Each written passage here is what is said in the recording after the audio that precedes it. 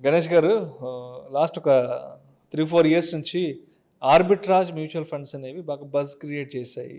So, ఏంటసలు arbitrage mutual funds అంటే? ఈ arbitrage mutual funds అనేవి ఎలా వర్క్ చేస్తాయి? So, first of all arbitrage అంటే ఏంటంటే అండి, ఫండ్స్ పక్కన పెడితే అసలు ఆర్బిట్రాజ్ అంటే ఏంటంటే ఇది 2 రకాలుగా ఉంటదండి. అంటే ఆర్బిట్రాజ్ ఫండ్స్ అనేది ఈక్విటీలోనే మనం చేస్తామండి.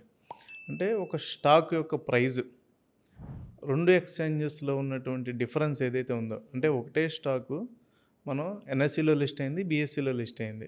సో, ఎన్ఎస్ఈలో ట్రేడ్ అయ్యే ప్రైస్‌కి, బీఎస్ఈలో ట్రేడ్ అయ్యే ప్రైస్‌కి ఉన్నటువంటి డిఫరెన్స్ అంటే సపోజ్ ఒక స్టాక్ మనకి రూ. 100.20 20 పైసలు మనకి బీఎస్ఈలో ట్రేడ్ అవుతుంటే, 100.70 పైసలు ఎన్ఎస్ఈలో ట్రేడ్ అవుతుంటే ఒక 50 పైసా డిఫరెన్స్ ఉంది కదండీ. సో, ఈ 50 పైసా డిఫరెన్స్‌ని మనం క్యాప్చర్ చేసుకోవడమే ఆర్బిట్రాజ్ అండి. అంటే ఒక ఎక్స్‌చేంజ్‌లో కొని రెండో ఎక్స్‌చేంజ్‌లో అమ్మటం. This is one type of arbitrage. Second ఏంటి అంటే ఈక్విటీ వర్సెస్ ఫ్యూచర్స్.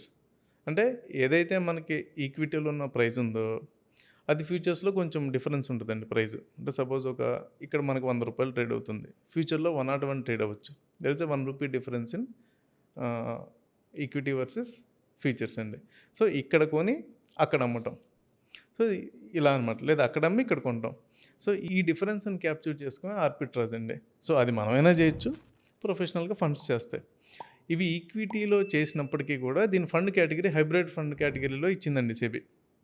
సో, ఈ ఫండ్స్ అనేది అంటే ట్రెడిషనల్‌గా చూసుకుంటే మనకి ఒక 6.5-7% రిటర్న్స్ వచ్చినాయండి.